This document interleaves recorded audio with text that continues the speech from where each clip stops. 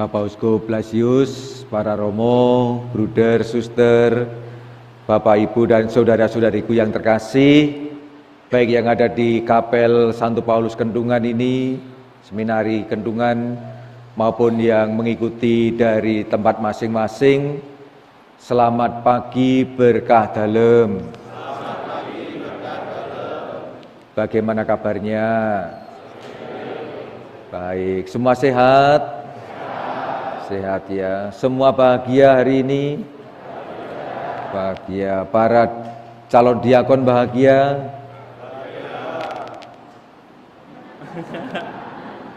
Yakin bahagia? Yakin ya, yakin. Diakon Irfan bahagia? Bahagia. Bahagia. Saya pun juga bahagia. Mengapa bahagia? Karena hari ini kita akan panen diakon dan panen imam.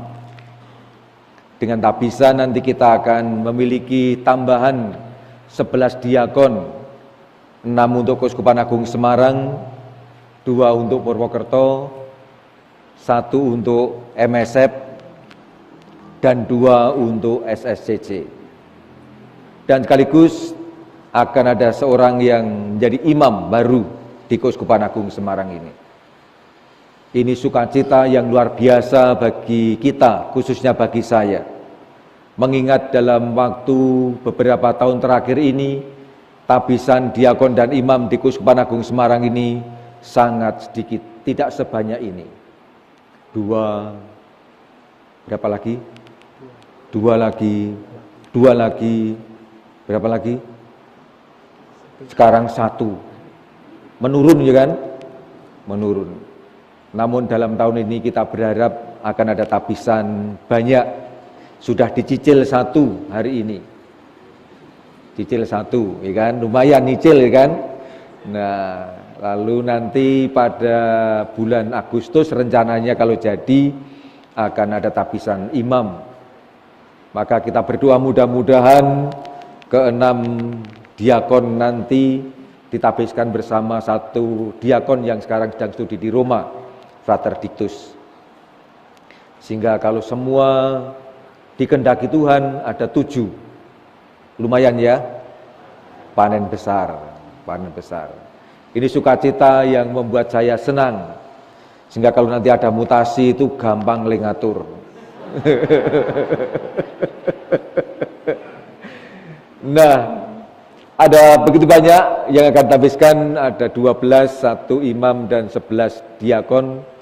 Bagi saya ini sungguh luar biasa. Saya sebenarnya pengen menanyai mereka satu persatu. Pengen sekali. Namun ketika melihat buku panduan untuk teks perayaan hari ini, ketoke panjang banget. Sudah akan sangat panjang sekali, ya kan? Saya mempelajari sudah wis kesel. Namun mengembirakan, kan? Senang. Panjang. Maka niat saya, tekad saya untuk menanyai satu persatu itu saya urungkan langsung. Dan saya ingin untuk mengajak panjenengan semua untuk berfokus pada satu hal saja, yakni pada moto tabisan mereka. Masih ingat motonya? Masih? Coba. Frater... Siapa Frater? Hah? Frater Adrian, iya. Yang keras Frater. Coba, ingat motonya apa Frater?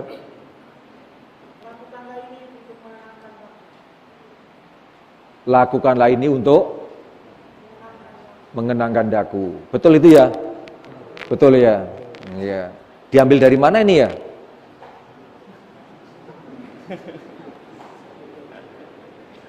Dari TPE. Oh, dari TPE.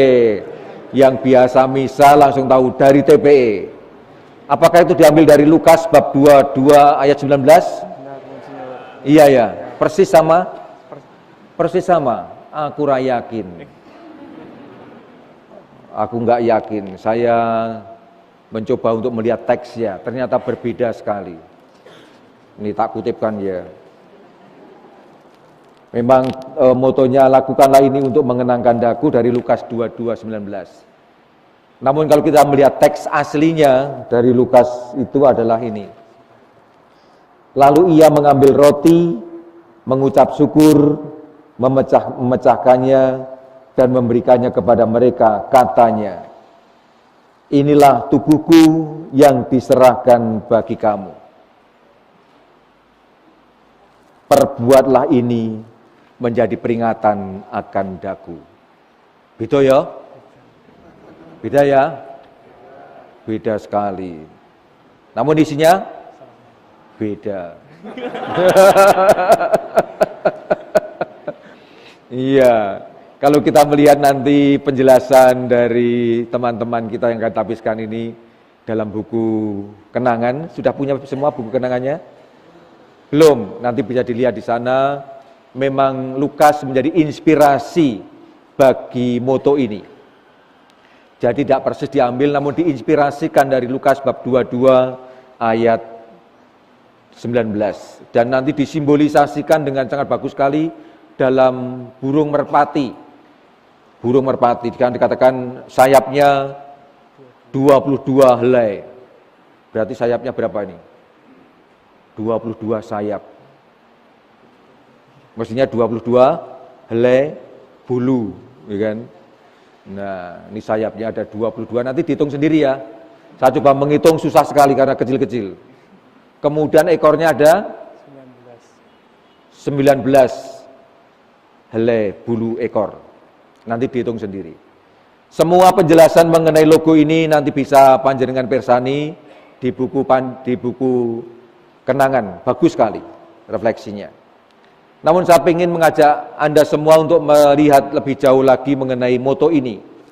Lakukanlah ini untuk mengenangkan daku. Teksnya seperti itu. Nah, konteksnya apa? Kata-kata ini disitir dari kata-kata Yesus atau telah diinspirasi dari kata Yesus ketika Yesus mengadakan perjamuan malam terakhir bersama para muridnya, yang tidak lain adalah perjamuan Paskah Yahudi. Di mana umat Yahudi bersama dalam satu keluarga bersukacita, bergembira untuk merayakan dan memperingati kembali bagaimana Allah menyelamatkan mereka dari perbudakan di Mesir dan menyelamatkan mereka mengarungi Laut Merah. Ini sukacita yang terjadi pada waktu itu. Inilah konteksnya. Namun poin yang kedua, dari semuanya ini nanti ada 5 poin. Tolong dibantu untuk ngitung ya. Ini poin pertama, teks dan konteks.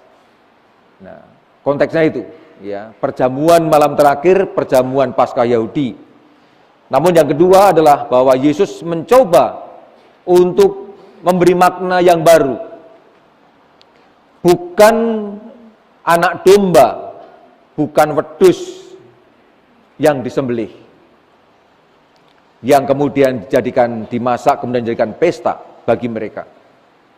Namun justru dirinya sendirilah yang dicoba atau diserahkan untuk disembelih, dikorbankan pada perjamuan malam terakhir itu.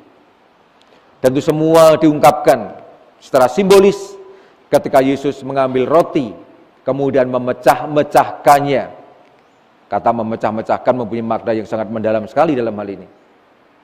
Dan kemudian memberikannya kepada murid-muridnya sambil berkata, inilah tubuhku. Inilah tubuhku. Atau yang tadi saya bacakan, inilah tubuhku yang diserahkan bagimu.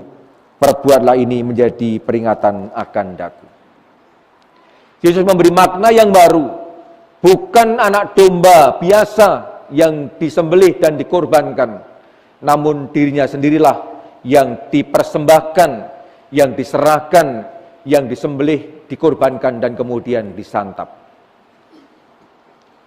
Dalam arti inilah maka perjamuan malam terakhir yang tidak lain merupakan perjamuan malam Paskah itu mempunyai makna yang baru. Demi keselamatan umat manusia, keselamatan kita semua yang dicintainya, Yesus berkenan untuk mengorbankan diri dengan menderita dan wafat di kayu salib.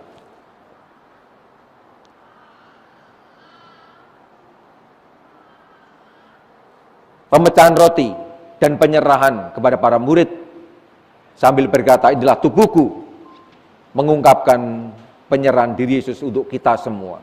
Inilah makna yang terbaru, makna baru yang dicoba diberikan oleh Yesus dalam perjamuan malam terakhir ini. Nah, pada saat itulah Yesus memberikan perintah, ini poin yang ketiga. Perbuatlah ini sebagai kenangan atau menjadi kenangan atau menjadi peringatan akan daku. Kata ini menjadi penting sekali. Perbuatlah ini. Nah, ini apa ini, Frater? Apa ini? Ini itu apa? Ini. Ini tidak lain adalah peristiwa Yesus yang menyerahkan diri, mengorbankan diri, memberikan diri seutuhnya untuk keselamatan umat manusia. Inilah makna ini. Lakukanlah ini sebagai kenangan akan daku. Lakukanlah ini. Karena itu pemberian diri ini sungguh-sungguh total untuk keselamatan umat manusia, dan orientasinya bukan diri sendiri, namun untuk keselamatan umat manusia. Maka kalau pater diakon dan para frater ini mengambil moto tabisannya, lakukanlah ini sebagai kenangan akan daku, kiranya mereka mempunyai tekad, minat, dan semangat untuk seperti Yesus menyerahkan diri sepenuhnya, seutuhnya untuk keselamatan umat manusia, dan sekaligus sebagai wujud cinta kasihnya kepada Yesus yang telah menebus dan menyelamatkannya. Ini yang saya catat sebagai tekad bulat dari para calon tertabis ini. Bahkan sudah dimunculkan dalam lamaran mereka masing-masing. Sejauh lamarannya yang diserahkan pada saya loh ya. Karena yang SSCC lamarannya tidak diserahkan pada saya. Kalau saya serahkan pada saya, langsung saya tolak. Yang Purwokerto juga tidak, ya kan? Membuat lamaran enggak? Buat ya. Yang SCC membuat lamaran enggak? Dikabulkan. Dikabulkan semua. Iya. Yang Semarang belum dikabulkan. Dikabulkan nanti pas tabisan. Nah, dari lamaran itu nampak sekali tekad, niat, semangat dari para calon tertabis ini. Yang ingin menyerahkan diri seutuhnya untuk Tuhan dan untuk gerejanya. Nah, ini saya nggak tahu persis apa yang terkandung dalam ungkapan ini. Menyadari semua kelemahan dan tekad saya ini, maka saya menyerahkan diri seutuhnya kepada Tuhan untuk pelayanan bagi gerejanya. Tentu ini ungkapan yang sangat bagus sekali. Namun akan menjadi sangat bagus dan jelas kalau nanti nampak dalam perilaku, dalam kehidupan, dalam pelayanan. Maka poin kedua yang mereka ungkapkan dalam lamaran adalah, saya akan dengan setia dan sungguh-sungguh melaksanakan semua tugas dan tanggung jawab yang diberikan kepada saya. Nah ini, wah ini catatan penting untuk saya ini, gitu. Catatan penting untuk saya. Siap untuk dengan setia dan penuh tanggung jawab melaksanakan semua tugas dan tanggung jawab yang diberikan kepada saya. Maka lamaran ini nanti akan saya pegang terus. Itu, saya pegang terus kemanapun tak pegang, lalu sambil untuk ngecek, gitu. Piye iki, lamaranmu sudah dikabulkan, cak-cakane piye? Wah, cak-cakane iki apa ya? Tahu nggak ya cak-cakane? Cak-cakannya. Pelaksanaannya bagaimana, ya kan? Mau menyerahkan diri seutuhnya kepada Tuhan dan gerejanya untuk pelayanan dengan setia dan sungguh-sungguh melaksanakan tugas perutusan. Dan inilah juga yang rasanya kita buat para Romo pada waktu kita mau tabisan. Semua melakukan yang sama. Isinya kurang lebih seperti ini. Karena memang ini yang menjadi inti orientasi dari seluruh pemberian diri itu. Maka konsekuensinya adalah bahwa pengandaian saya para calon tertabis ini sungguh-sungguh siap dan rela untuk bekerja dengan sepenuh hati dan dengan penuh kesungguhan. Pertanyaannya, bener lagi? Betul enggak? Betul ya? Kok ora semangat? Betul mboten niki? Betul ya. Yakin? Yakin. Disaksikan orang sejagat loh ini. Ya, ini teman-teman kita, saudara kita yang mengikuti dari rumah, ya menyaksikan semua ya untuk calon tertabis kita ini. Luar biasa. Ya, siap untuk dengan rela bekerja dan dengan sepenuh hati dan sungguh-sungguh. Siap seperti Yesus dipecah-pecah,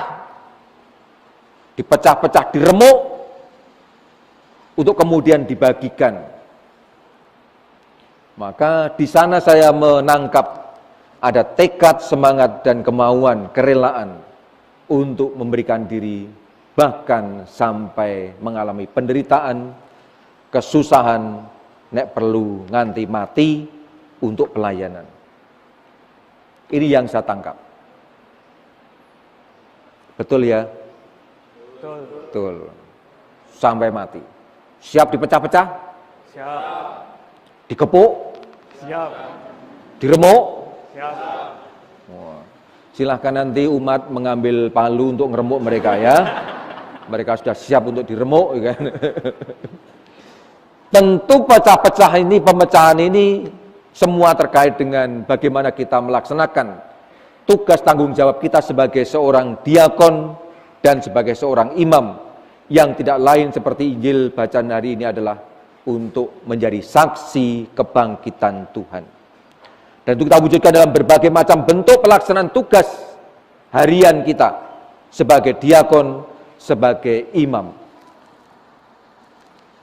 Maka ini menjadi salah satu tantangan yang tidak akan mudah. Siap, jangan sampai begitu nanti mendapatkan tugas, aduh, atau istilah yang baru itu, siap, waduh. Siap, waduh. Siap, waduh itu siap mengeluh, kan? Jangan sampai. Siap tenanan. Siap bertindak, siap berbuat, siap tenanan. Sungguhan, ya. Saya sangat mengharapkan sekali bahwa panjenengan semua calon tertabis nanti menjadi diakon dan imam sungguh-sungguh siap untuk bekerja, siap untuk dipecah-pecah, siap untuk bekerja keras sampai remuk, dalam arti sampai wani berlelah-lelah, berani memberikan diri sampai lelah, juga mengalami penderitaan sekalipun, semuanya demi Allah yang kita cintai dan demi umat, demi keselamatan umat yang dicintai oleh Tuhan. Ini kiranya yang menjadi tantangan kita semua. Nah, dalam hal ini poin yang keempat, kita mempunyai teladan yang sangat konkret sekali, konkret dan bisa kita pelajari dari waktu ke waktu, yakni Paulus yang hari ini kita rayakan pesta pertobatannya. Paulus sebelum bertobat pun sudah bekerja keras mewujudkan cita-citanya menjadi seorang Yahudi yang pengpengan. Pengpengan itu berarti yang apa ya pengpengan itu? Yang serius, yang sungguh-sungguh dengan mempelajari Taurat, dengan mengajarkannya dengan baik. Bahkan ketika dia mempunyai misi untuk menghancurkan atau melenyapkan para murid Yesus, bekerja sungguh-sungguh untuk itu. Tidak tanggung-tanggung. Wani dikritik, berani dicaci, berani dimaki, tanpa harus lentur karena itu semua. Karena semua kita kerjakan demi Tuhan dan demi keselamatan umat manusia. Paulus melakukan itu. Apalagi setelah dia berjumpa dengan Yesus dan bertobat, dia sungguh-sungguh memegang teguh apa yang Yesus perintahkan. Pergilah ke seluruh dunia. Itu dia pegang teguh dan dilaksanakan dengan sepenuh hati. Bahkan sampai dipenjarakan dan dibunuh. Teladan yang sangat konkret yang tak jauh dari kehidupan kita, artinya masih pengalaman sama seperti kita manusia. Maka para Romo, para frater yang terkasih yang akan habiskan, Ini semua tentu saja membawa konsekuensi, kesiapsediaan untuk sampai ke sana. Dan nanti dalam upacara menjelang tabisan, para frater dan diakon akan ditanya, ditantang, dimintai janji untuk sekali lagi bersedia melayani Tuhan, melayani jemaatnya dengan sepenuh hati, dengan penuh totalitasnya. Ora leda-lede, ora mengungkang-ungkang, namun sungguh-sungguh mau bekerja untuk Tuhan dan keselamatan umat manusia. Maka poin yang kelima adalah doa dan harapan. Harapan dan doa kita adalah seluruh umat beriman, semoga melalui pelayanan yang tulus dan total, kasih Yesus hadir dan dialami oleh umat yang kita layani. Ketika kita melayani, mereka merasakan kasih Yesus yang nyata, bukan sebaliknya. Dan semoga melalui pengorbanan dan pemberian diri seutuhnya, korban Kristus menjadi nyata, dirasakan. Umat mengalami, wah, Yesus sungguh-sungguh hadir dalam diri para imamku, dalam diri para diakonku, yang rela melayani dengan sepenuh hati dan tidak tanggung-tanggung. Dan doa harapan yang ketiga, semoga melalui kerja keras dan juga melalui penyerahan diri kita, akhirnya semakin banyak orang yang mengalami keselamatan. Moto ini sangat luar biasa, sangat mendalam, dan sangat menggembirakan, menantang. Maka kita semua seluruh umat bergembira, semoga moto ini sungguh-sungguh bisa dihidupi oleh para diakon dan imam nanti dalam rangka menanggapi panggilan Tuhan. Sekarang saya mengajak seluruh umat untuk berdiam diri sejenak, mohon anugerah Roh Kudus, agar para frater dan diakon kita ini nantinya sungguh-sungguh dianugerahi Roh Kudus, dipenuhi, dikuasai Roh Kudus, agar bisa menjalankan moto ini dengan sepenuh hati dalam pelayanannya.